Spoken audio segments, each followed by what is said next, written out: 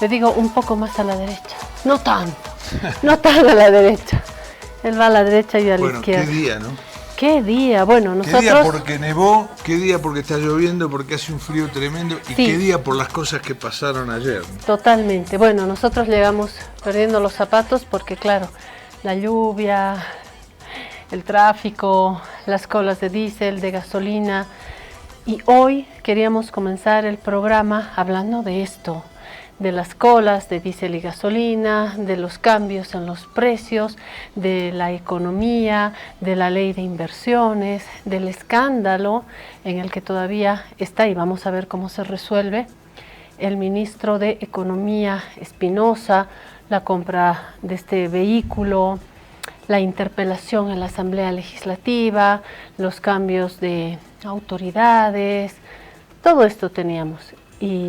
Y de pronto nos llega este escándalo. Si lo de Espinosa era escándalo, esto hay que escribirlo con mayúsculas. Esto es una bomba atómica. Sí, que le explota las manos al presidente, ¿no? El atentado contra la ex candidata, la llaman activista, creo que es una actora política, Nadia Beler, enseguida hablamos del caso, la detención del principal asesor, dicen, del presidente Rodrigo Paz, el señor Cerimedo, sus antecedentes, lo que esto va a involucrar, es un escándalo tremendo. Pero no hay escándalo que desplace a Víctor Hugo Romero, que desde Cochabamba, como siempre, nos trae su propuesta. A ver. Bueno, ahí están las vacas, los chanchos. ¿Cómo llega el diésel? Y él decía las vacas, los chanchos y las gallinas de Víctor Hugo Romero, ¿no? Sí. Están trayendo el diésel. ¿Cómo interpretas esto? A ver. ¿Cómo interpreto? Que viene muy lento, ¿no? Lo están trayendo a lomo de burro y no llega. Y diría más, está, por supuesto, por las nubes el precio de la carne de vaca, de la carne de cerdo, del pollo, y están trayendo estos bidones de diésel que también han incrementado su precio para los grandes consumidores, ¿no? De esto vamos a hablar en algún momento. Sí, Víctor Hugo refleja también qué mal estamos, ¿no? Víctor Hugo Romero dibujó esto, planteó esto, puso en escena esto antes de que se desate este atentado contra Nadia Beler. Usted ya debe estar informado, pero no está de más una recapitulación. Nadia Beler es una boliviana, abogada, que tuvo cercanía con el MAS, tan cercanía que fue candidata por el movimiento al socialismo. ¿Candidata a qué? Tiempo después, como diputada, si no me equivoco. Tiempo después, enseguida lo voy a verificar. Tiempo después, llegando el 2019, aparece como una ficha muy particular porque aparece ligada a Luis Fernando Camacho cuando él estaba liderando estas movilizaciones para empujar la renuncia, primero la renuncia de Evo Morales y luego, por supuesto, la salida del entonces presidente Evo Morales del país. Entonces, el 2019 se hablaba de ella, tomó las palabras del propio Luis Fernando Camacho, como una pieza que se había acercado a él para intentar un puente entre actores masistas y los actores ligados al, lo voy a llamar, movimiento pitita, Luis Fernando Camacho y otros sectores como Marco Pumari, que estaban movilizados pidiendo la renuncia de Evo Morales en medio de esta narrativa del fraude que, bueno, no calificaremos porque hasta hoy no se tiene la verdad. En todo caso, posteriormente Nadia Beller aparece también ligada al gobierno transitorio de Janine Áñez. Tiempo después aparece como analista en medios de comunicación, en algunos debates. Tiempo después, ya más recientemente, aparece ligada al gobierno de Rodrigo Paz, no con una visibilidad grande, pero cercana. Sí se sabe que ha estado cercana a los entornos de Rodrigo Paz. Y lo último es que se rumoreaba, y se rumorea todavía, una relación con el asesor de Rodrigo Paz, Cerimedo. Bueno, en este último tiempo hubo denuncias de violencia de pareja. Esto estuvo en conocimiento, imaginamos, del presidente Rodrigo Paz, porque en la ciudad de La Paz, en la sede de gobierno, cuando la policía intenta acercarse al lugar donde se han originado estas denuncias, se dice que Cerimedo llamó a altas autoridades del gobierno para que la policía no se acerque y no se haga de esto un escándalo de violencia machista, de violencia de un hombre contra una pareja. A ver, Cerimedo se pronuncia en sus redes sociales, en su red social porque usa solo una, X, y dice que esto es una acusación que viene de un medio evista que tiene relación con el, comillas, a decir de Cerimedo, narco, terrorista y pedófilo Evo Morales, y descarta esta denuncia. Que era para perjudicarlo. Que era para perjudicarlo. Bueno, todo esto queda ahí. Me llama la atención, siendo parte de medios, que esto no haya sido más difundido en medios, ¿no? Esto se está sabiendo recién. Y anoche Nadia Beller, en puertas de un hotel, es atacada por dos sicarios que se acercan. Usted ha debido ver ya vestidos de repartidores, ¿no?, de delivery, y se acercan y le hacen 3 disparos, se llevan su celular, se llevan su cartera, quieren escapar, la moto no les funciona y atacan a otro delivery, a un verdadero delivery, para quitarle la moto y escapar. Así que la moto que no incendió debe estar en manos de la policía. Nadia Beller está siendo atendida, sobrevivió, pese a los 3 disparos, sobrevivió y parece que hizo algunas declaraciones. Ojo, este programa está siendo difundido en la mañana a partir de las 10:30, esto se va a reprisar a las 22 horas, así que habrá que completar la información que a usted le hace falta. En todo caso, este sí es un escándalo. Es un escándalo porque Cerimedo es un asesor directo de Rodrigo Paz. Falta otra parte. ¿Cuál es la otra parte? La otra parte, bueno, primero hay que situar. Ella estaba en Santa Cruz, en la puerta de un hotel, en la escalinata de un hotel.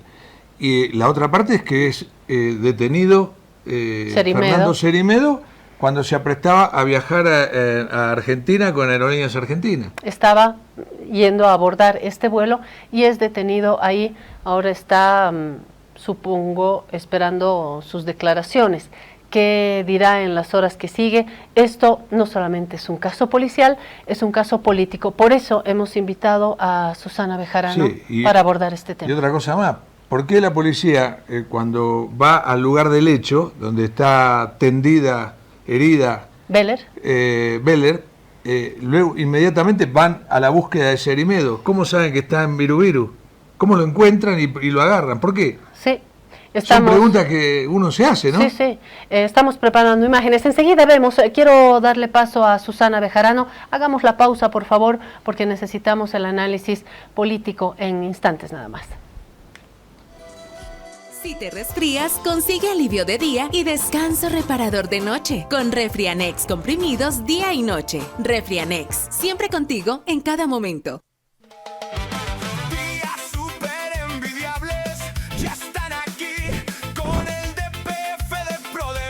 Vamos a festejar 7, 9 y 10%.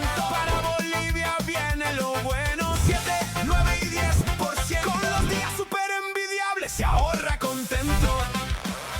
Ampliamos los días súper envidiables de Banco Prodem. Celebramos a Bolivia con tasas que hacen crecer más tu dinero. Del 20 de julio al 31 de agosto, abre tu DPF de Banco Prodem y recibes 7% a 181 días, 9% a 361 días y 10% a plazos mayores. Abre tu DPF de Banco Prodem en los días súper envidiables. ¡Y que viva Bolivia! Banco Prodem. Tasas de interés válidas del 20 de julio al 31 de agosto. Aplican condiciones. Esta entidad es supervisada por ASFI. Ahora estás viendo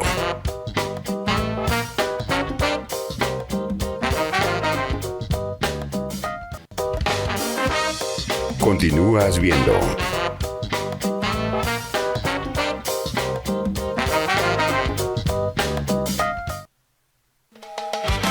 Días súper envidiables ya están aquí con el DPF de Prodem.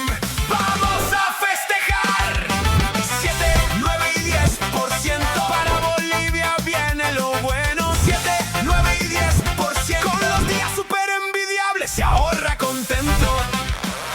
Ampliamos los días súper envidiables de Banco Prodem. Celebramos a Bolivia con tasas que hacen crecer más tu dinero. Del 20 de julio al 31 de agosto, abre tu DPF de Banco Prodem y recibes 7% a 181 días, 9% a 361 días y 10% a plazos mayores. Abre tu DPF de Banco Prodem en los días súper envidiables. ¡Y que viva Bolivia! Banco Prodem. Tasas de interés válidas del 20 de julio al 31 de agosto. Aplican condiciones. Esta entidad es supervisada por ASFI. Trata la gripe y la tos seca con una cápsula blanda y efectiva. Aliviate con Refrianex Tos. Refrianex, siempre contigo, en cada momento.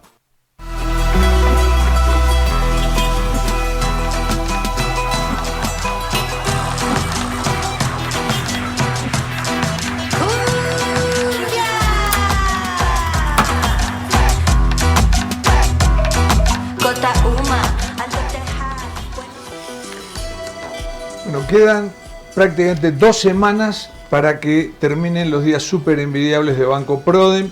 Tenemos mucho tiempo todavía como para ir a cualquiera de las 125 agencias de Prodem y hacer un PDF, un depósito a plazo fijo, sí. un DPF.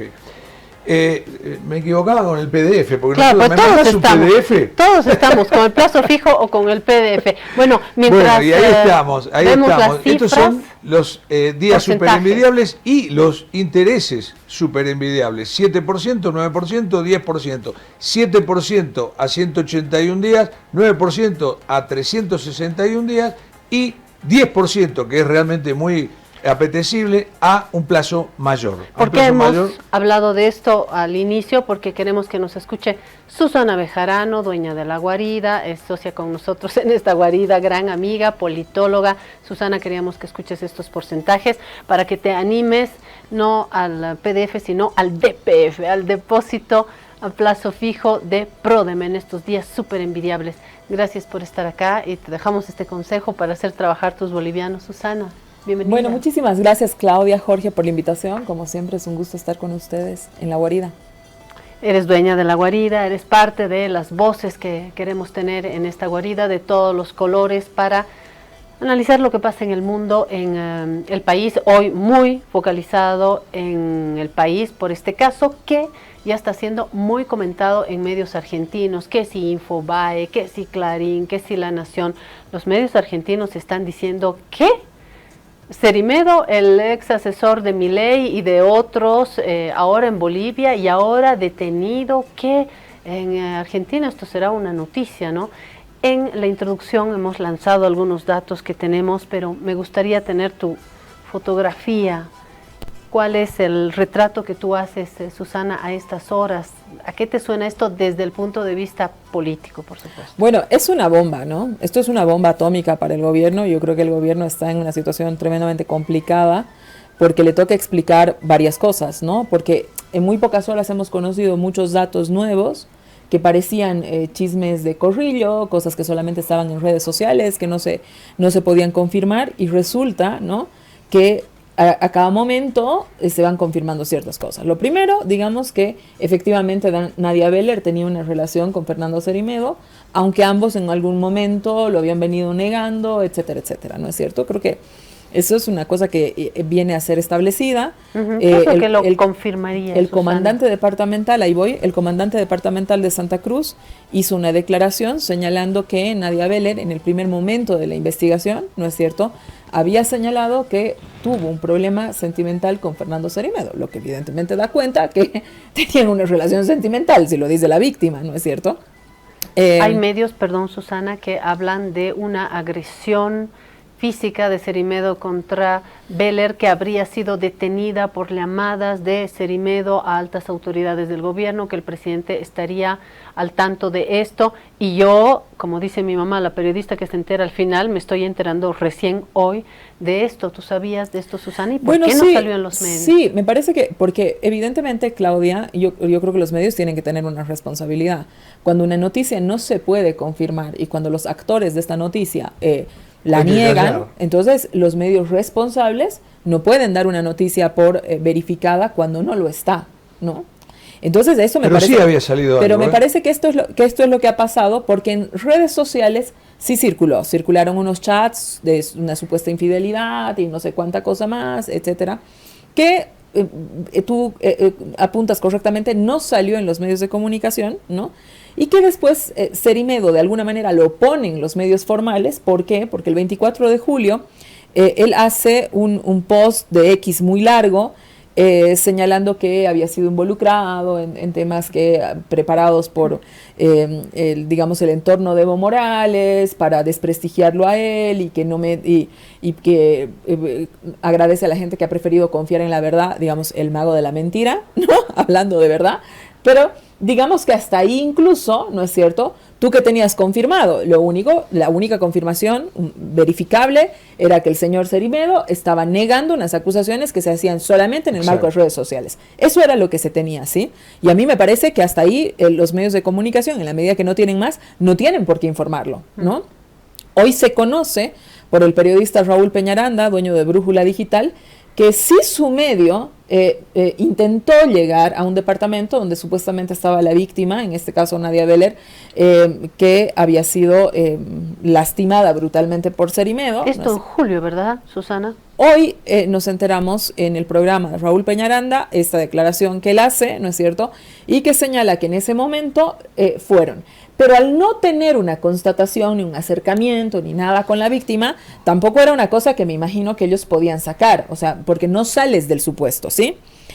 Peñaranda hace una afirmación que a mí me parece que debe tener una respuesta oficial.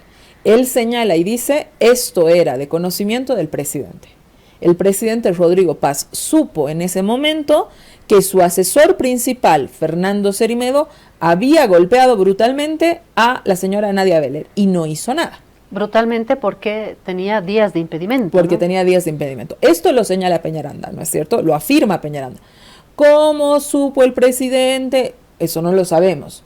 ¿Qué respuesta tuvo el presidente? ¿Pudo intervenir el presidente? ¿En qué intervino el presidente? ¿Por qué no sacó el presidente a alguien que se supone que él tenía conocimiento que había golpeado brutalmente a quien fuera, ¿sabes? Es decir, no sé, me parece que ahí hay un delito. Que estaba es cercano a su familia también. Bueno, pero directo, bueno, cercano a la familia, porque se habla también de la pieza que había conectado, que es la hija, Catalina Paz Urquidi, vía alguna formación que tuvo en Buenos Aires y que habría sido el principal nexo, ¿no?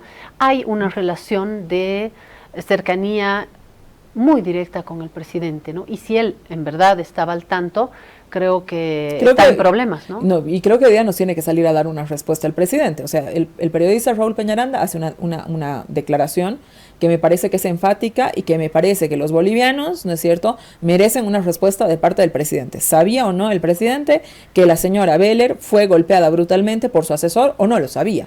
Esa es una pregunta, es un interrogante que nosotros no podemos contestar, ¿sí? Simplemente recuerdo que estamos en directo en Aviala, en nuestras redes, a las 10:53, pero este programa va a ser reprisado a las 22 horas en Aviala, tomarse en cuenta por la información. Claro, porque seguramente va a ir saliendo a lo largo del día otro tipo de información y algunas otras declaraciones que en este momento no las tenemos, ¿no? Sí, a ver, las acusaciones al gobierno de inmóvil, de gobierno inhábil, poco capaz, el tema de no poder resolver 1000 problemas que hay, la disparada del dólar, la falta de combustible, que es atroz, porque es atroz, y que además no pasa en otros países, porque si vos me dijeras, bueno, en toda Sudamérica falta el combustible, no, es acá nada más. Entonces no se puede resolver, pero esto todo pasa a un segundo plano, primero con el tema Espinosa, ¿no? Que nadie sabe cómo puede vivir con un sueldo de 9.000 bolivianos, llevar el tren de vida que lleva, ¿no? Es decir, comprarse un auto de 60 o 70.000 dólares, ir con toda su familia, como han dicho. Uno recoge las cosas que van diciendo. Va con toda su familia de vacaciones a Francia, tiene hijos estudiando en París. Yo qué sé, ¿cómo vive con 9.000 dólares? Yo creo que, a ver, ahí yo creo que hay que tener cuidado con el cómo él administra su economía, su vida familiar y lo que en lo público nos interesa, que como autoridad ha declarado X, ha comprado Y, no ha declarado Y, hay un documento con un valor Z y el que dice pagar es un valor M. Creo que ahí es donde tenemos como ciudadanía plantear, pero luego no sé. Un funcionario tiene que mostrar una probidad, tiene que mostrar una austeridad, tiene que vivir en concordancia con el sueldo que recibe, que él dice que recibe 9.000 pesos. Pero otra vez, y lleva un tren de vida muy importante. Pero otra vez, Jorge, yo coincido con Claudia en los hechos concretos, ¿no? ¿Qué tenemos como hecho concreto? José Gabriel Espinosa declara en una declaración que es pública, que es un documento oficial, judicializable, 392 bolivianos. Con esa declaración de 392 bolivianos más el sueldo de 9.000 bolivianos, a los pocos meses de haber hecho esa declaración pública, o sea, de poseer esos bienes, ¿no es cierto? O sea, 392 bolivianos y ningún otro bien, ¿no es cierto?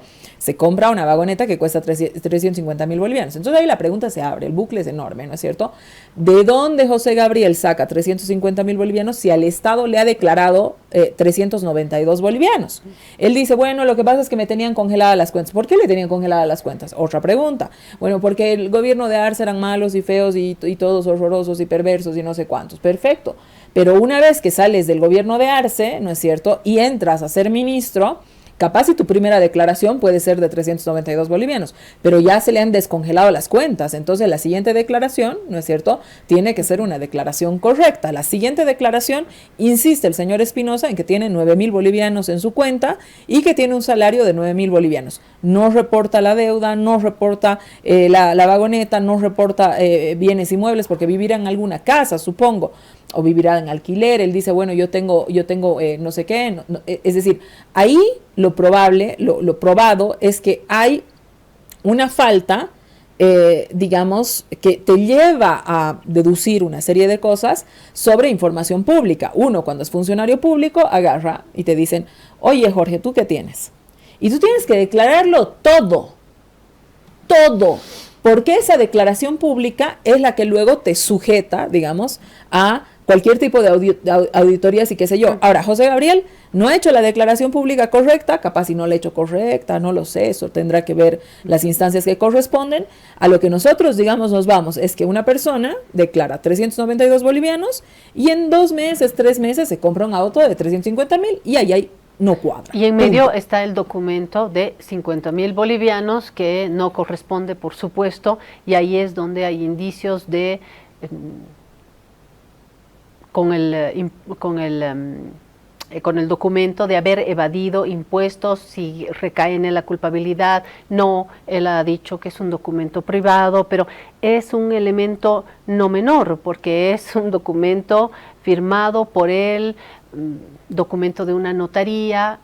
hay una diferencia entre estos 50.000, los 350.000. Y la base Eso es lo que imponible tiene que responder y luego en la todas Asamblea. esas cosas, ¿no? O sea, me parece que digamos, igual, es un conflicto, digamos, que te pone sobre la mesa, digamos, a ver, hasta qué punto aquello que se había defendido tanto, que era poner, digamos, un aparato público más honesto, no solamente que más honesto, además más calificado, porque hablaba mucho de temas meritocráticos y toda esa cuestión. Entonces te topas que, ¿qué es lo que está pasando, no? Si es un aparato público más honesto, ¿por qué me declaras una cosa y luego haces otra? Por ahí, digamos, incluso creyendo que José Gabriel tiene todos los respaldos para explicar lo que está sucediendo, pero ya abres una duda, ¿no? Y me parece que esto, lo que ha pasado hoy día con Nadia Beller, que es una cosa gravísima, que desde mi perspectiva es lo más grave que le ha pasado al gobierno, igual que lo de Mauricio Aramayo, nos abre, digamos, una serie de preguntas que van más allá, digamos, de esa cuestión de que se hizo mala declaración, de que por ahí a ver si hay una sospecha de enriquecimiento ilícito, que ya es una barbaridad. Pero me parece que ahí hay un elemento, digamos, con el tema de lo de Nadia Beller, que es, oye, estamos ante una cuestión que pasa por la vida de las personas. Por eso. Por un tema de yo te decía seguridad al comienzo, pública. El tema de Espinosa es grave, pero queda tapado, todo queda tapado con este caso. Yo coincido en eso contigo, Jorge, pero ya veníamos de un caso grave, ¿sí? Y que como el gobierno estaba recién puestito y que no sé qué y que no sé cuántas otras cosas más y sospechas por aquí y siempre la duda puesta sobre la anterior gestión y toda esa cuestión, Mauricio Aramayo es un joven tarijeño que fue asesinado por sicarios en plena vía pública a las 11 de la mañana en la avenida Domingo Paz, en una calle súper tranquila, en un barrio familiar en Tarija. Esas cosas en Tarija no pasan jamás, ¿entiendes? O sea, la gente estaba aterrorizada de que era lo que estaba sucediendo, de que suceda una cosa así. ¿Quién era Mauricio Aramayo? Mauricio Aramayo era el representante presidencial de Rodrigo Paz, ¿sí? Lo matan el 8 de enero, ¿no? En la ciudad de Tarija, ¿sí? A un mes, más o menos, a 2 meses exactamente de que Rodrigo se posicione en el poder. Él había estado de jefe de alguna oficina de estas del SENASAC de temas fronterizos, ¿no es cierto? Y había renunciado porque iba a incursionar en la candidatura de alguna concejalía, o alguna cuestión con la Asamblea Departamental de Tarija, ¿no? Entonces, ahí hay una cosa que se quedaba abierta, que si eran unos sicarios uruguayos, que la razón por la cual se mata a Mauricio Aramayo, una persona que realmente no por lo menos antecedentes de haber estado más allá que en política no tenía, o sea, en una política más local, ya te digo, ¿no? Entonces, a mí me parece que ahí hay una primera gran alarma que de pronto, como nos pasa, que Tarija está demasiado lejos y las cosas que suceden ahí capaz y no se oyen luego en el centro político, ¿no es cierto? Pero me parece que ahí ya hubo una primera gran alarma, ¿sí? Tienes una segunda gran alarma, ¿sí? En este proceso. Yo te estoy diciendo alarmas, no estoy diciendo que sean hechos concatenados, no estoy haciendo acusaciones, no estoy diciendo que sea un hilo conductor. Sí, son no luces nada. rojas que te aparecen. Son luces rojas que están apareciendo, ¿sí? El decano del Tribunal Agroambiental lo matan a quemarropa de la misma manera que matan a Mauricio Aramayo y que pretenden anoche matar a Nadia Beller. A mí me parece gravísimo, gravísimo. El tribunal, el señor Claude, el Tribunal Agroambiental, muere igual, a plena luz del día, vienen 2 sicarios, el caso se ha declarado en reserva, es serio, ¿no es cierto? Sí. Y anoche, ¿no es cierto?, con el mismo mecanismo, otra vez, es urgente decirlo porque a veces se nos puede malinterpretar. Yo no estoy diciendo que sean hechos concatenados, no estoy diciendo que tengan el mismo hilo conductor, la misma razón de ser en cada uno de los crímenes. Lo que estoy poniendo sobre la mesa es que en los 3 casos se han contratado sicarios para disparar a personas, ¿no es cierto?, que en el caso de Mauricio Aramayo, representante presidencial del gobierno, en el caso del tribunal, el decano, una autoridad electa, ¿no es cierto?, alta autoridad del Poder Judicial. Y en el caso de Nadia Beller, la pareja sentimental, dicho por ella misma, esta vez, ahora sí lo confirmamos, dicho por ella misma, del principal asesor de comunicación del gobierno del presidente Rodrigo Paz. Sí, yo veo dos esferas y pongo sobre la mesa para que ustedes aten. Por un lado tenemos lo que estamos discutiendo en lo público, que tiene que ver con la fuerza o no del poder ejecutivo, los cambios de autoridades, ministros que renuncian o los renuncian, hay muchos cambios en el gabinete, cambios en autoridades inferiores, hay problemas políticos de alianzas rotas, por ejemplo, entre la fuerza de Rodrigo Paz y Samuel Doria Medina, el poder también quebrado de Tuto Quiroga en Libre, cómo está quedando la asamblea, cómo van a cohabitar un ejecutivo que está en movimiento, en debilitamiento, con estos escándalos que hacen al ejecutivo, más lo que está en la asamblea legislativa, las modificaciones que hay que hacer. Este es el escenario que se ve, pero como apunta Susana, alrededor tenemos estos escándalos que no solamente tienen que ver con la desaparición de esta alta autoridad del Poder Judicial, de este representante presidencial, de Nadia Beller, actora política y pareja de Cerimedo, sino también con estos otros escándalos que no son nuevos, no es que en el país comíamos algodones antes, pero admitan también que es el caso de este avión que se estrella con una cantidad impensable de dinero, el caso de narcomaderas, la detención de Marcet, la multiplicación de las cajas fuertes, la detención de un joven que estaba transportando maletas con oro, las 32 maletas, droga en cisternas que estaban en la frontera. Ahora no me acuerdo, pero si usted me da 30 segundos más, yo puedo seguir. Entonces pongo dos, para ponerle a Susana, creo que son dos esferas que hay que confrontar, ¿no? ¿Qué decías, Jorge? No, el caso que, porque se habló, como dice Susana, se habló de desterrar el pasado corrupto y instaurar una nueva época de transparencia en Bolivia. Es decir, se enfatizó mucho en esa idea. En esa idea se apresó a Ronald Caso, que fue el creador y el gerente de BOA, para mí un mérito enorme, porque creó una compañía de bandera nacional desde cero, realmente un mérito muy grande.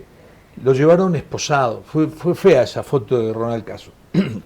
A Medinaceli también, ¿no? Claro, bueno, posterior a esto asume Eduardo Valdivia, que había sido digamos, el ejecutor de Bolívar, del Club Bolívar, era prácticamente la mano derecha de Marcelo Clau.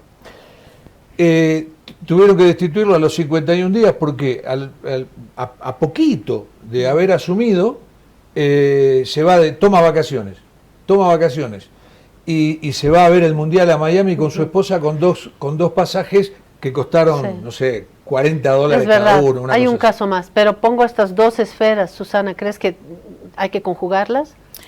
Por supuesto, Claudia, porque, o sea, estamos hablando, y lo apuntaba Jorge, ¿no? De un gobierno que se supone que venía en un proceso de transformación y lo que nosotros estamos viendo es en 9 meses un proceso de yo ya no te diría simplemente desgaste, de pronto desgaste de la imagen presidencial, devaluación de la palabra y todas estas cosas que de pronto parecía que ya iban sucediendo muy empezadito, muy tempranito en el gobierno, ¿no? Sino estamos hablando de unos procesos que te ponen, digamos, sobre la mesa una degradación de la cosa pública muy grande. Y fusionada esta degradación de la cosa pública muy grande con temas de seguridad, que me parece que este encuentro puede ser muy peligroso, ¿no es cierto? ¿No? En muy poco tiempo son muchos casos, o sea, te he nombrado 3, estamos hablando de 3 casos, ¿no? Que tienen que ver con temas de seguridad de gente que está de alguna manera vinculada al poder político, ¿sí? Y esto me deja el sabor, ¿no? Porque todavía no tenemos los datos constatados, comprobados, falta que la fiscalía nos dé elementos, que la policía nos dé elementos, evidentemente, pero me deja el sabor de estar yendo, digamos, a una construcción de una deriva que tiene que ver con una mayor erosión del Estado, ¿entiendes? Una situación de mayor crisis, una situación de mayor complejidad de la cosa pública, ¿no? Sistemáticas denuncias de corrupción, ¿no? Problemas que no se logran resolver, ¿no? Es decir, porque tú dices, bueno, son unos corruptos bárbaros, pero ¿sabes qué? Tienen la gestión paradísima y realmente la gente dice, bueno, es una gestión impecable, ¿no? Es que eso no está pasando. Tienes una muy mala administración de la cosa pública, tienes problemas de corrupción. Ustedes han dicho los más importantes, pero luego tienes las cosas chiquitas que se van presentando también en prensa todos los días y toda esta cuestión, ¿no? Esta cuestión, que lo del BOA, que lo de esto, que el ministro no sé cuántos, que la familia, que el otro es hermano de no sé quién, que el otro es pariente de no sé quién, ¿no es cierto? Y luego tienes los temas de seguridad, ¿no? Que me parecen que son preocupantes y que ya involucran otra esfera en la cosa pública. A mí me parece un escándalo alarmante, pero además un escándalo que casi, digamos, entra en una situación que yo creo que a cualquiera, digamos, que nos está viendo y nos está escuchando le da un poco de temor, ¿no es cierto? Que el asesor principal del presidente esté acusado, por lo menos sospechado, de haber contratado sicarios para matar a su exnovia, que además, según dicen los corrillos de la prensa, ella podía acceder a un montón de información. Después de haberle dado, también según y después estas hipótesis, una golpiza brutal. Pero digamos que después de todo eso. Entonces, a mí me parece que estamos en un momento de degradación muy complicada, ¿no es cierto? Y que sin un giro de timón, es decir, sálvese quien pueda, ¿no? O sea, si una persona con tanto poder, porque convengamos que lo tenía, que lo tiene, que lo tenía, digamos, hasta anoche, ¿no es cierto? Se le pasa por la cabeza, habrá que ver qué dice la justicia, estamos en sospecha, pero que se le pasa por la cabeza contratar sicarios para matar, me parece que es una cosa inaudita. Ahora, a mí me llama la atención esto, ¿no? Esta mujer... ¿Nadia Beller? Sí, Nadia Beller es herida, porque todavía está viva, por suerte. 3 balazos. 3 balazos. Pero si vieron las imágenes, estaban... Esto fue la noche. Perdón, Jorge, la interrupción. Los compañeros tienen listas lo las vamos imágenes. a pasar. Pero inmediatamente fueron a Virubiru y detuvieron a... No es inmediato, Jorge, no es inmediato. Podemos poner, perdón, los interrumpo, para poner las imágenes de repente en una media pantalla. Vamos viendo las imágenes para que vean la brutalidad, ¿no? Estamos hablando de sicarios, por supuesto, con la misión de eliminar Ella a claramente una mujer. Estaba ahí, cuando vemos las imágenes, ¿no es cierto? Claramente estaba esperando, mirando el celular, ¿no es cierto? Porque no, claramente estaba esperando, viendo que alguien llegara. Alguien que le dijo, espérame ahí. Espérame ahí. Entonces, esto obviamente está montado. Porque nadie, o sea, ¿quién está esperando al celular? Y si continuamos viendo las imágenes, uno dispara y el otro le quita el celular, que tenía ese aparato. Eso, y no es un acto de amedrentamiento, es decir, no. Llegan 2 sicarios vestidos de trabajadores de delivery para y eliminar, además, porque la manera como disparan esos 3 tiros es para eliminar a una persona. Ahora, ¿qué problemita si esta mujer queda viva y habla, ¿no? De hecho, ella sobrevivió. Bueno, de hecho ella sobrevivió y la información que se tiene en relación al problema sentimental con Cerimedo lo revela el comandante, o sea, esto es una información oficial, lo revela el comandante de la policía de Santa Cruz, señalando que en las investigaciones preliminares, es decir, inmediatamente, no sé si Beller estaba despierta, seguramente, ¿no es cierto?, cuando que ha pasado, no sé, al hospital, me imagino que en el momento de la angustia, ¿no es cierto?, hay una declaración de ella diciendo, he tenido un problema sentimental con Fernando Cerimedo. La detención no es inmediata, ¿no? Ella hace esta declaración, porque así lo sabemos, porque es información que, nuevamente, que el comandante de la policía revela, y Cerimedo es detenido cerca de la 1 de la mañana en Santa Cruz, cuando estaba por abordar un vuelo. Claro, y este atentado... 8:30 de la noche. Sí, de hecho ya había circulado en medios de comunicación. De hecho, y la detención de hecho la primera nota que sale es una nota del Deber que señala y dice, una mujer fue abatida por, no se conocen todavía los móviles, se cree que se trata de un asalto, sucedió en el Canal Isuto, pero Nadia Beller no estaba identificada. Sí, ¿sí? Gracias por las imágenes. Si logramos tener las imágenes de la detención de Cerimedo, nos viene bien. De lo contrario, volvemos a esta guarida, porque yo interrumpí a Jorge para mostrar las imágenes, pero Jorge, tú estabas diciendo algo. No, es que o Nadia Beller habló, o no sé cómo, se dirigieron directamente a Cerimedo para ir a buscarlo. Pero, ¿alguien sabe que estaba relacionado con este atentado? Pero es lo que ha dicho Nadia Beller. El comandante de la policía señala eso, Jorge. Que ella logró hablar. Que ella habló y dijo, he tenido un problema sentimental con Fernando Cerimedo. Entonces, no hay dónde perderse. Es decir, no sé, pero digo, ¿y cómo lo ubican que él está en Virubiru para abordar un avión? Bueno, la policía tiene mecanismos. Bueno, yo me imagino que tienen inteligencia. Y además, Jorge, yo creo que, a ver, pones una pregunta que es importante, que no es menor, ¿sí? Las tensiones políticas en un gobierno siempre existen, ¿no? Y aquí se han dejado ver tensiones políticas entre fiscalía, gobierno, no sé qué, ¿no? Eso está puesto, es decir, no es una cosa ni que estamos revelando nosotros, ni nada de aquello, ¿no? El fiscal diciendo, no me han avisado, en el ministerio sí no le hemos avisado a la fiscalía, no sé qué, ¿no? O sea, esto también no es un secreto, es una cosa pública, que existen unas tensiones, hay análisis de especialistas en relación a estas tensiones existentes, etcétera, ¿no? Y yo me imagino que estas tensiones también son las que hacen que sucedan ciertas cosas más rápido que en otras situaciones donde por ahí no están involucrados actores políticos, por ejemplo, ¿no? Claro. Es una cosa que estamos deduciendo, ¿no? La otra, también, ¿no es cierto?, es que la policía, cuando tiene una pista, actúa, ¿no? Es decir, han abatido a alguien, no sé qué, más tarde el sospechoso fue detenido.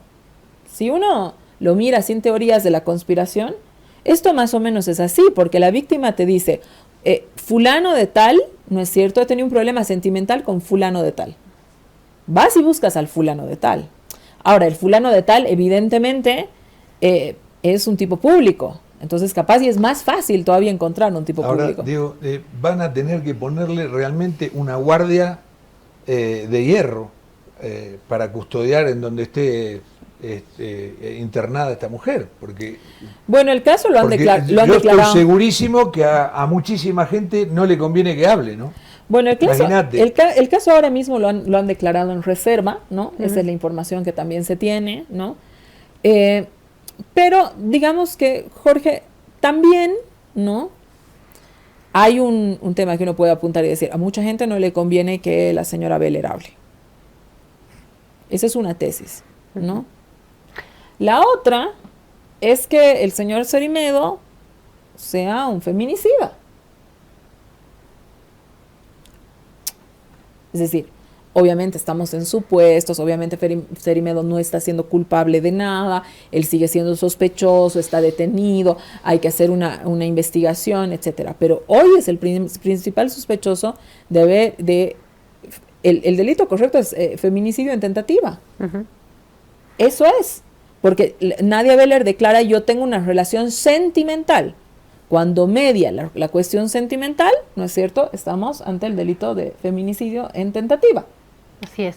En varios medios ya desde muy temprano se han establecido algunos elementos que dan contextos, entre estos los perfiles tanto de Fernando Cerimedo como de Nadia Beller. Voy a comenzar con Nadia Beller, subrayando que no solamente es una pareja o ex pareja, se lo acaba de confirmar en lo que ustedes acaban de mencionar, además es una actora política que estuvo en su momento ligada al movimiento al socialismo, candidata a diputada, me preguntaba, diputada, ¿verdad? Candidata a diputada por el movimiento al socialismo, luego aparece como una ficha de conexión, acuerdo, de aproximación, el 2019, cuando vino la ruptura constitucional y todo el país que estaba en una de las crisis más agudas del último tiempo, aparece Nadia Beller, dice el propio Luis Fernando Camacho, se me acerca para proponerme un puente, una comunicación con actores del masismo, lo que ya la plantea como una figura particular de alta relevancia en la política nacional, luego también vinculada al gobierno de Yanine Áñez, en este último tiempo vinculada al gobierno de Rodrigo Paz, aparece en los medios, hace análisis, escribe, no es una mujer desconocida y en este último tiempo, reitero, próxima a las esferas más cercanas del Ejecutivo, de Rodrigo Paz. En una línea es una actora política que maneja mucha información, que tiene relaciones en distintos ámbitos de la política, y Fernando Cerimedo, que no viene de la universidad, viene del mundo de la política, de asesorar a candidatos de la derecha y extrema derecha, asesor de Milei, viene también con su propio Bolsonaro, viene con su propio recorrido, ¿no? Bueno, además no solamente eso, ¿no? O sea, además encontrado con indicios jurídicos sobre el intento de golpe de Estado a Lula da Silva cuando él gana las elecciones, involucrado en el tema del caso del Honduras Gate, ¿no es cierto? También con esta cuestión que tiene que ver con generar a través de financiación que no está clara, generar digamos, una publicidad negativa sobre ciertos actores, ¿no es cierto? Ha sido asesor de Milei, también ha habido varios problemas en Argentina, ¿no es cierto? Entiendo algunos tipos de filtración de información, ¿no? Y cuando se pregunta... Hoy día un medio argentino, termino con esto, Claudio, hoy día un medio argentino, hablaba esta mañana con un medio argentino y había un analista argentino que decía, bueno, Fernando Cerimedo ha tenido muchísimos problemas en Argentina de tipo de sospecha de negocios, que estaba involucrado en temas de negocios que no estaban esclarecidos por acá. Acá Fernando Cerimedo se conocía que era casado, digamos, ¿no? No sabíamos, que tenía una pareja en Bolivia, pero sí, digamos, este modus operandi de supuestamente no cobrar del Estado, ¿no? Exacto. Pero además tener ciertos negocios vinculados al Estado es una modalidad que se encontró aquí, que se verificó en Argentina, ¿no? En Bolivia, ¿qué es lo que ha pasado? Fernando Cerimedo, que es asesor del presidente, y es un asesor del presidente que lo hemos visto en las fotos con el rey, lo hemos visto en fotos por aquí, en fotos en el... O sea, eso pero cuando se le preguntó al ex ministro Lupo, dijo que no es pagado por el Estado boliviano. Que no es pagado por el Estado, que no tenía despacho, que no tenía no sé qué.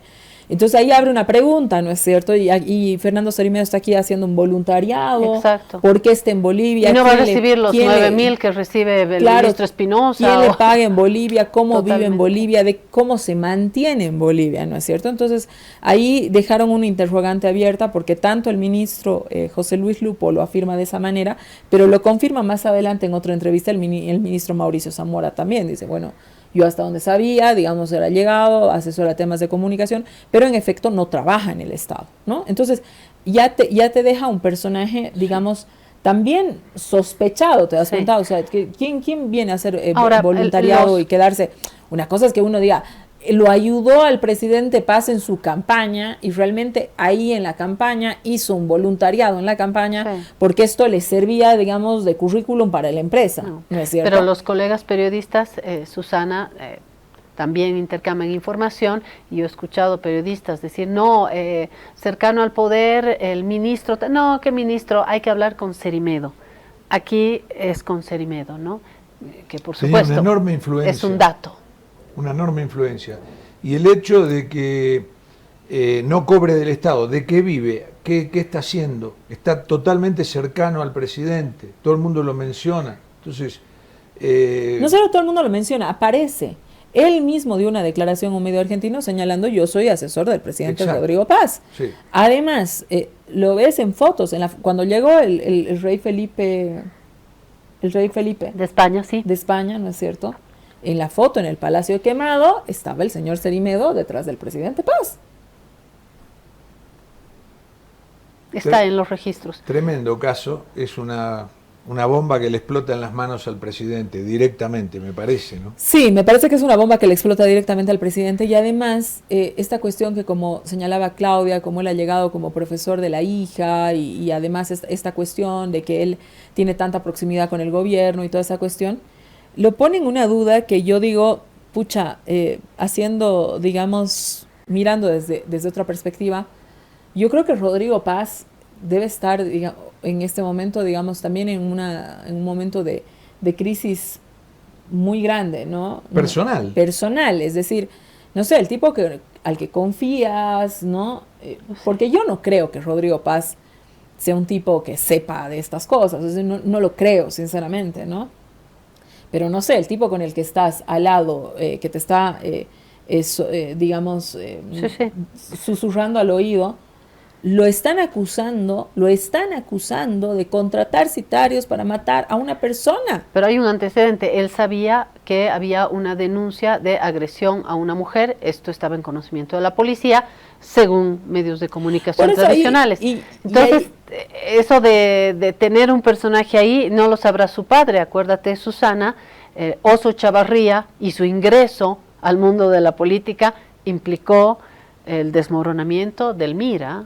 Fue Oso Chavarría, hoy es Cerimedo. Pero acá, perdón, esto es muy cortito, no es lo mismo una pelea sentimental en una pareja y alguien intenta matar o mata a la otra parte, bueno, que contratar 2 sicarios para mandarla a matar. Bueno, es muchísimo más grave. Bueno, pero digamos, cuando uno estudia, digamos, el origen del feminicidio, digamos, te vas dando cuenta que una primera paliza es un indicio a lo que viene. Efectivamente no es lo mismo, pero es un indicio a lo que viene. Y aquí, Claudia, una cosa que he hablado contigo en muchas oportunidades, como el tema de la violencia contra la mujer es solamente instrumental. Porque si hacemos caso a esta denuncia que hace, o esta afirmación, porque no es una denuncia, es una afirmación, que hace Raúl Peñaranda señalando que el presidente Rodrigo Paz en su momento supo que Nadia Beller fue golpeada brutalmente por su asesor y chitón, y no dijo nada, ¿no es cierto? Anda vos a decir que es real tu compromiso con la lucha contra la violencia contra las mujeres. Bueno, chitón ahora para la política, gracias Susana. Ahora nos vamos, Susana y yo, porque vamos a dejar a Jorge en No Sean Malos para hacer una última evaluación, yo diría, del Mundial junto a alguien que tiene mucha experiencia, y usted lo va a tener acá en La Guarida después de esta pausa.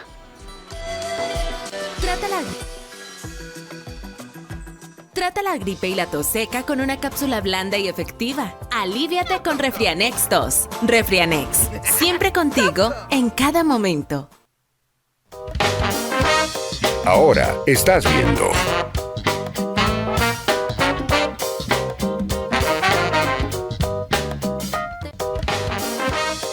Continúas viendo.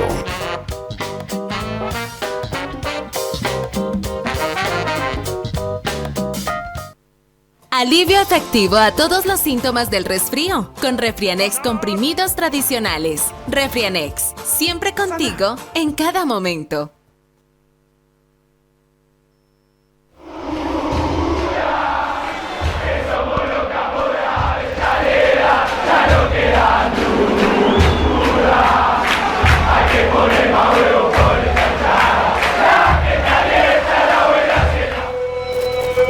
Después de un tema tan espinoso como el que tratamos de este tema del intento de asesinato de esta señora Nadia Beller, un momento de paz, un momento de alegría, que es hablar de fútbol. Estamos con una persona que sabe muchísimo de fútbol, el profesor Félix Verdeja, presidente de la de la Asociación de Técnicos de Bolivia. Lo tenemos invitado. ¿Qué tal, Félix? Bien, bien, gracias por la invitación. Y lo tenemos invitado porque le propusimos venir para que nos diga qué vio, qué fútbol vio en este Mundial. Y esa es la primera pregunta, Félix. Bueno, lo importante de esto es que hemos visto países como los países africanos, los mismos asiáticos, que han subido el nivel totalmente, ¿no? Particularmente creo que en la parte táctica ellos han funcionado de la manera más perfecta, en todo, en recuperaciones, en transiciones, en todo lo que se tenía que hacer.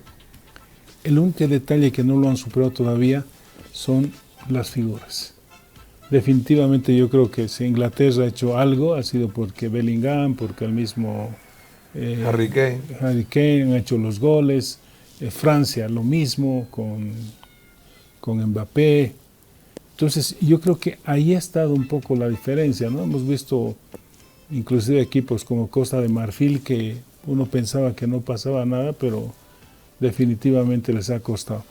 Y la otra parte... Perdón que le gasté alto, pero Diomandé de Costa de Marfil jugó un gran partido contra Ecuador, que le dio un baile a Hincapié, uno de los grandes zagueros del mundo, que juega en el Arsenal, y por ese partido el Real Madrid pagó 125 millones de euros por Diomandé, el marfileño.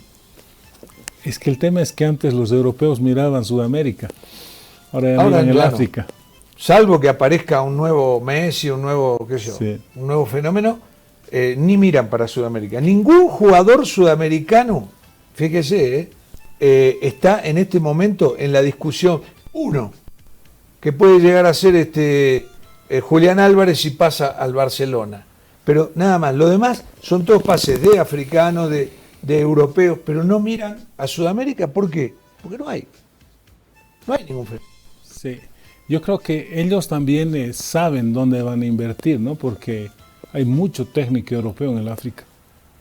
Entonces están llevando ciertos aspectos tácticos, técnicos, que una vez que esta persona, que este grupo de gente que tiene unas capacidades condicionales espectaculares, con la técnica más seguramente van a ser grandes figuras en el tiempo, ¿no? Entonces yo creo que eso es lo que está pasando, ¿no? Y particularmente considero que si los países asiáticos y africanos han subido el nivel, los países sudamericanos han bajado el nivel, particularmente en la parte física, ¿no? Yo creo que ahí sí que nos han pasado todos. Como ahí estamos aviones. viendo a Diomandé.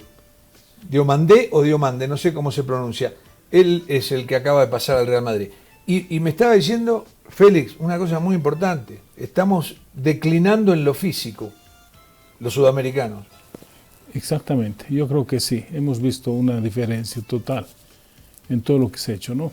Lógicamente que equipos como Paraguay, que han hecho un buen trabajo, digamos, en la parte defensiva, y bueno, Ecuador, que era una esperanza también, ¿no? Pero definitivamente yo creo que nos ha faltado el resto físico, nos ha faltado lo que tiene el europeo, ¿no? El europeo primero es un atleta, después es futbolista.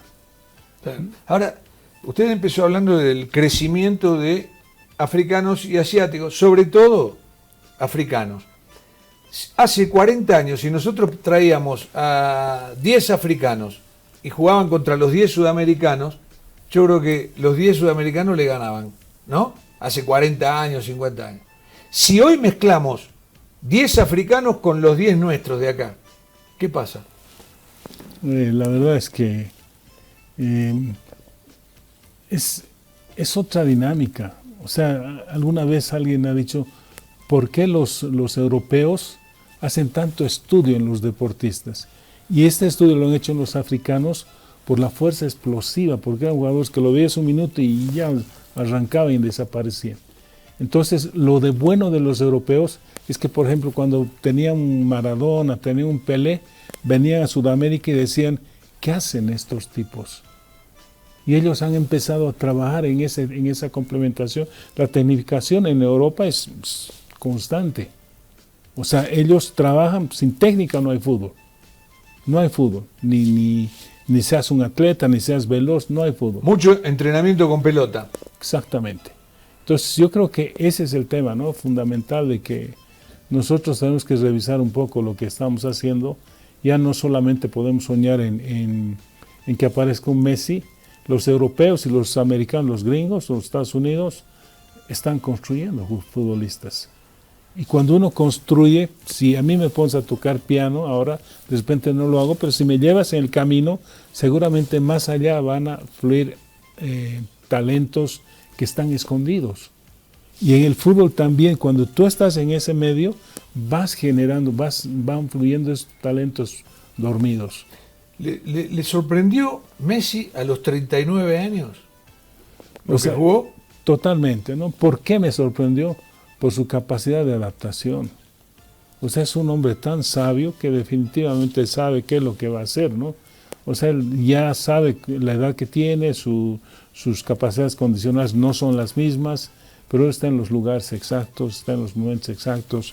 Yo creo que le ha faltado de repente al final un par de cositas, un par de detalles, porque si no se convertía en el goleador del torneo, porque ha errado varios goles, inclusive de penal, y definitivamente el equipo no acompañó. Claro, en la final. Sí. Porque hasta la semifinal contra Inglaterra sí estuvo bien Argentina. Sí, pero le ha costado también antes. Le ha costado por una sencilla razón. 17 jugadores que estuvieron en la final contra Francia en el 2022, unos de titulares, otros de suplentes, esos 17 estuvieron en la final contra España. ¿Qué significa? Que no hubo renovación. Y no hubo renovación no porque Scaloni no quiso. Scaloni buscó 800 jugadores, pero no hay. No hay ningún jugador argentino que haya logrado llegar a la selección y meterse adentro del 11 titular. Ninguno. Y esto es lo que está pasando en el mundo. Yo acabo de escribir una columna, es uno de mis trabajos, y pongo, no hay jugadores de calidad en el mundo. No hay jugadores de calidad en el mundo. Por eso se pagan cifras escalofriantes, 150 millones. Por ejemplo, el Chelsea paga 150 millones de euros por Morgan Rogers, un jugador que jugó 22 partidos en la selección de Inglaterra y metió un gol a Gales, un gol común. Entonces, eso es lo que está pasando. El mismo Julián Álvarez, que el Atlético de Madrid pide 150 millones de euros. Para mí no es un buen jugador, Julián, pero no es un jugador de 150 millones. Lo que pasa es que, ¿por qué? Esto es como el tomate. Cuando escasea el tomate, sube el precio. Y esto es una cosa parecida. Yo no he visto un solo jugador joven en el Mundial que destacara. Uno. Y es más, fue como figurita, como estrellita, Lamine Yamal, y fue el jugador más inadvertido de España. Pasó totalmente intrascendente, ¿no? Sí, verdad. O sea, yo creo que tiene que haber una readecuación. Yo, por ejemplo, en el fútbol sudamericano veo un River que invierte cualquier cantidad de plata, pero viene cualquier equipo y le hace dos zonas de 4, le trabaja en zona, lo marca, lo presiona, lo estorba, lo toca y chao. Ahí terminó. River puede estar los 90 minutos en campo del rival, sin hacer nada, sin profundidad, sin definición, un contraataque y es gol. Pero el que juega de local con 85.000 personas alentando, acaba de comprar jugadores por 68 millones de dólares, que para el fútbol sudamericano es una cifra muy alta, ¿o no? Y resulta juega de local contra Aldo Civi y pierde, juega contra Tigre de local y Tigre le gana 4-0 a River. Los equipos grandes no están pudiendo mantener la grandeza con resultados. Una cosa muy... Claro. Es que es un muy equilibrio. llamativo. No puedes tener 11 Messi, así, y ellos lo que traen son los mejores jugadores. Pero ellos tienen que traer jugadores que hay un equilibrio. En el fútbol tiene que haber un Jusino, tiene que haber un Justiniano, y seguramente tiene que haber un Ramiro Vaca. Entonces habrán pues 7 Jusinos o 5 Jusinos, habrán 2 o 3 Vacas, o mejor dicho, Justinianos, y habrá un Ramiro Vaca. Claro. Entonces tiene que haber ese equilibrio. Yo creo que los equipos argentinos no están encontrando ese equilibrio y particularmente no se están readecuando, ¿no? Pese a que están trayendo jugadores de Europa, entonces no se dan cuenta de que el fútbol ha cambiado totalmente, ¿no? O sea, sí, pero yo creo que el más grave es lo de Brasil, me parece, ¿no? Mire esto, el otro día juega Botafogo contra Cienciano, le ganó 6-1. Cienciano, a Botafogo.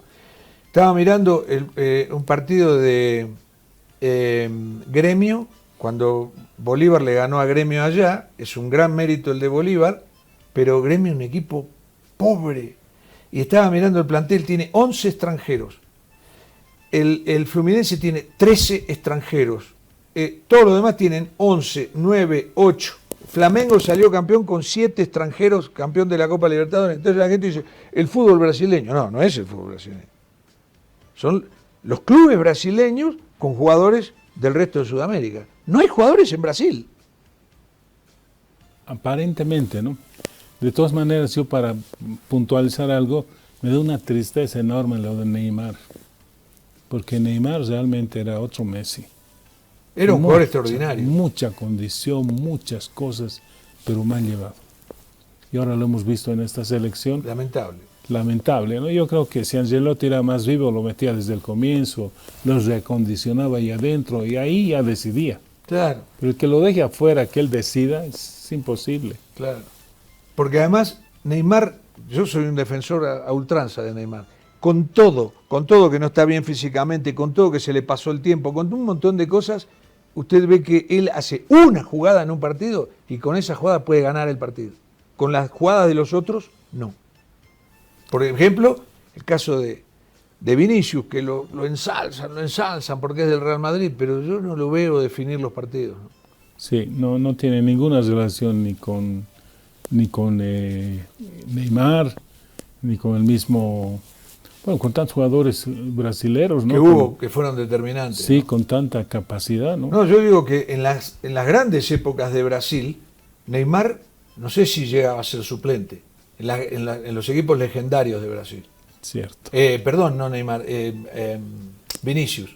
Yo no sé si era suplente. Sí, cierto. Hay que verlo. Pero estamos hablando de esto justamente. Faltan grandes estrellas que demuestren que son grandes estrellas. El único que lo ha demostrado, siendo ya un viejito, es Messi, ¿no? Sí, y eso porque una cultura de vida, ¿no? Realmente pues, ha utilizado todo. Tenía su entrenador personalizado, su analista personalizado, tenía todo. Y tenía un padre que seguramente lo encaminó de una manera en que lo ha apartado de las cosas que no debía hacer. Claro, cuidado. Pero, ¿qué otras cosas del Mundial le llamaron la atención, Félix? O sea, me dijo el crecimiento de africanos y en segundo lugar, asiáticos. Y tercero, que nos quedamos los sudamericanos sobre todo en la parte física. Bueno, un poco lo de España, ¿no? Particularmente por la dinámica, ¿cómo te diría? Por una tendencia ofensiva total, ¿no? O sea, un equipo que siempre estaba generando posibilidades de llegar al área rival, ¿no? Entonces, eso me ha parecido fundamental. El tema de la recuperación del balón también ha sido fundamental porque era un equipo que la perdía, inmediatamente la recuperaba.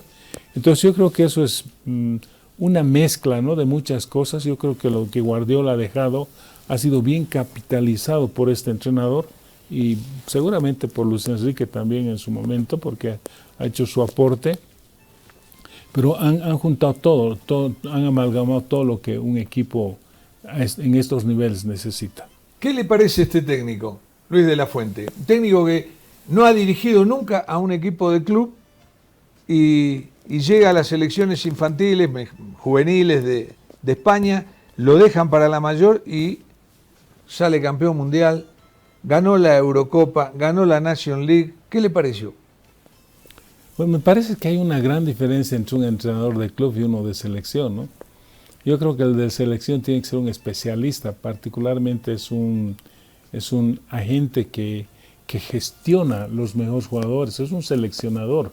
Entonces simplemente él ve un partido y lo planifica de acuerdo a la gente que tiene y a la gente que está en mejores condiciones, ¿no?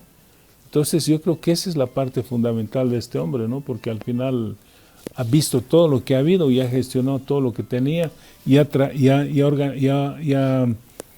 unido de repente a los mejores potenciales para el propósito que tenía, ¿no? Porque ha sido totalmente superior. Sí, ahora mucha gente dice, me gusta como, primero, incuestionable campeón, España. Digamos que me gusta cómo juega, me parece bárbaro. Lo mismo que pasa con Rodri, el centrocampista, que ahora me parece que es un extraordinario fichaje del Barcelona.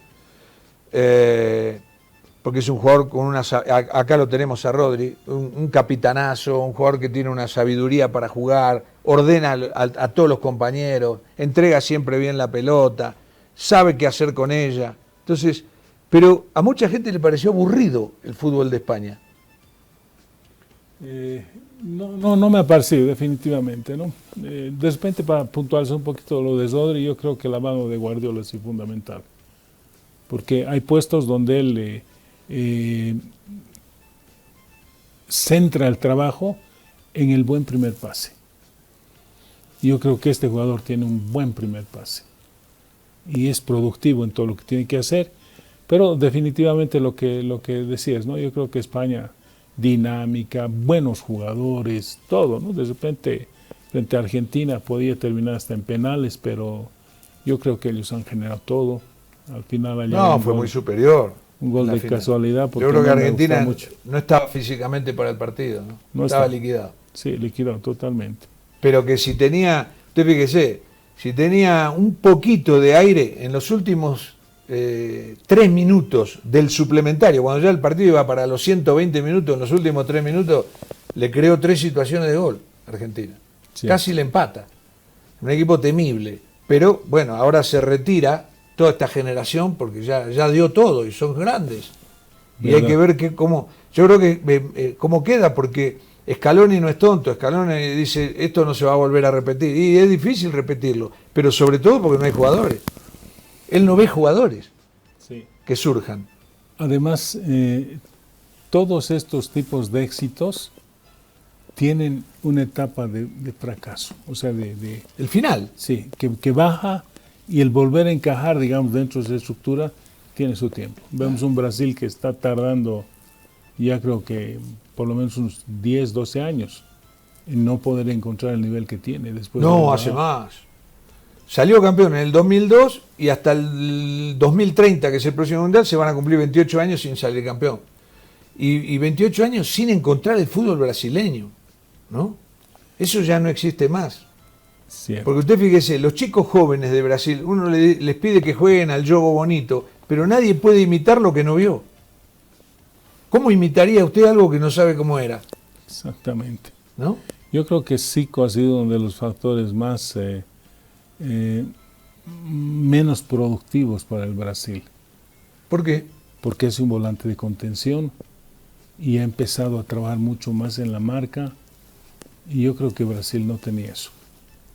Brasil tenía las bandas, que era lo ancho de la cancha, que era lo mejor que tenía los mejores laterales. Y ahora tiene 2 laterales comunes. Comunes, sí. Claro. Sí. ¿Qué otros jugadores le gustó? Me habló de Messi y me habló de Rodri, que creo que fueron los 2 mejores. Bueno, sin ir lejos, ¿no? Lo de Bellingham, ¿no? Me parece que es un jugador totalmente diferente, ¿no? Es un volante, es alguien que sabe utilizar los espacios, sabe llegar justo en el momento. Después, no lo queremos mucho Mbappé, pero Mbappé es un jugadorazo. Es totalmente difícil, complicado.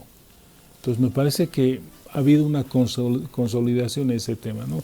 De jugadores nuevos, el que ha ido al Real Madrid, hemos visto un par más, Diomandé, y un par más de ellos que no los tengo en la memoria, pero yo creo que ha habido, particularmente gente del África, ¿no? Lo de Japón me ha gustado, pero un fútbol más asociado que otra cosa, ¿no? Sí. El tema también de Japón, ¿no? Y sí, creo que esos han sido los más importantes, ¿no? ¿El Mundial le gustó en líneas generales? ¿Cree que aportó algo nuevo al fútbol? O sea, lo que me ha gustado ha sido que no ha habido diferencias. O sea, creo que se han nivelado algunos aspectos de la parte táctica. Te decía que eso tiene que estar como un libro. Tiene que estar escrito y todos tienen que saber cómo se ataca, cómo se defiende, cómo se hace una transición. Y ahora, fíjese que hasta los equipos más pequeños, como Curazao, todos saben, el caso de Cabo Verde, que fue fabuloso, ¿no? El partido que hace Cabo Verde contra Argentina es maravilloso. también ya lo había hecho contra España y lo había hecho contra Uruguay. Pero contra Argentina me parece que fue un rival que lo exigió más y Cabo Verde sacó lo mejor de lo mejor. Es notable cómo todos los equipos saben a qué jugar, ¿no? Exactamente. Y no ha sido como en el anterior mundial donde creo que era Arabia con el que jugó, que marcó, hizo cosas por ahí. Ellos han salido a jugar igual, o sea, no lo han perseguido a Messi, no han perseguido a nadie, ellos han hecho su juego. Han defendido en zona, cuando tenían que replegar, replegaban los 11, cuando tenían que atacar, atacaban, y de contra estaban fenómenos. El único equipo que se defendió, ahí lo tenemos a Bociña, que para mí fue una de las super figuras del Mundial, una estrella del Mundial, ¿no? Con 40 años. Y esto habla mal del surgimiento de valores, porque no hay, los dos jugadores que más brillaron fueron Bociña y Messi, 40 años y 39 años. ¿Y dónde están los chicos de 20, 22, 23 años que debieran aparecer en un Mundial? No aparecieron, ¿no? Cierto. Porque Harry Kane es grande, porque ya Mbappé tiene 11 años en primera, por todo. Entonces, el único equipo, como decíamos recién, que se defendió porque el rival lo metió contra su arco, fue justamente Cabo Verde contra España en el primer partido. Pero después, eso porque lo obligó el rival, pero ningún otro equipo se metió atrás, solo, ¿no? Cierto. O sea, ha cambiado un poco la dinámica, ¿no? Antes para defender primero retrocedías, pero no, recuperas tras pérdida primero. ¿Arriba? Sí, arriba. Entonces ahora vas para adelante para marcar. Y después, bueno, ya la estrategia de marcar en zona, agrupar gente, trabajar en bloque, para que ellos no penetren, tener dos centrales buenos, todo lo que llega al área lo sacan, mejorar la segunda jugada. Entonces yo creo que ese tipo de factores han avanzado bastante, ¿no? La última, porque ya se nos hizo la hora, Félix. ¿Estamos muy lejos los sudamericanos del resto? De Europa, sobre todo. Yo creo que lo que pasa en Sudamérica, tenemos que dejar de ser líricos, ¿no? O sea, definitivamente todo el talento, todo lo que tenemos es natural. Pero los europeos, los americanos lo han construido, tienen. Pero saben qué es ser eficaz en un partido. O sea, trabajarlo. Trabajarlos. Entonces, en ese sentido, ellos no cambian nada, ¿no? Claro, trabajar más. Sí, entonces no cambian nada en ese tema. Entonces, yo creo que tenemos que reinventarnos, ¿no? O sea, no quiere decir que dejes de gambetear, dejes de hacer las cosas, ¿no? Pero hay dos instancias en el fútbol, cuando tienes el balón y cuando no tienes. Y cuando no tienes, yo por ejemplo de Bolivia, ¿qué digo de Bolivia? Bolivia debía ser el equipo que mejor se defiende, porque no tiene los talentos que tienen otros países. Entonces debería enfocarse a defender. Exactamente, enfocarse a lo que tú tienes y bueno, centrarte en todo lo que hace, ¿no? Yo he visto un Inter de Mourinho que defendía hasta todo, defendía a Milito, defendían todos, estaban tirados adentro y no se ponían rojos, ¿no? Y salió campeón de Europa. Exactamente. Gracias, Félix. Nos estamos yendo, nos aportó la otra visión del Mundial que siempre deja cosas. No dura un mes el post-Mundial, puede durar 4 años hasta que llegue el otro. Nos vamos con la guarida, hasta mañana.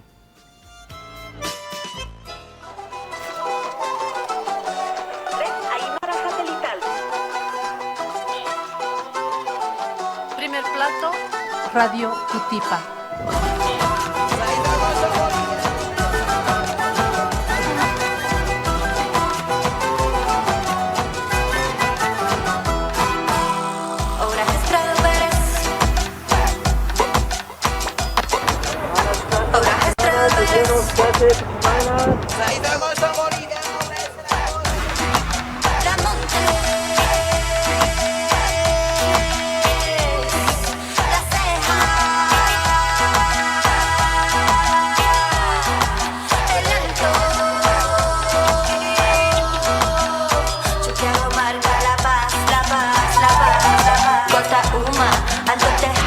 Buenos Aires, centro de la paz, Achachicala.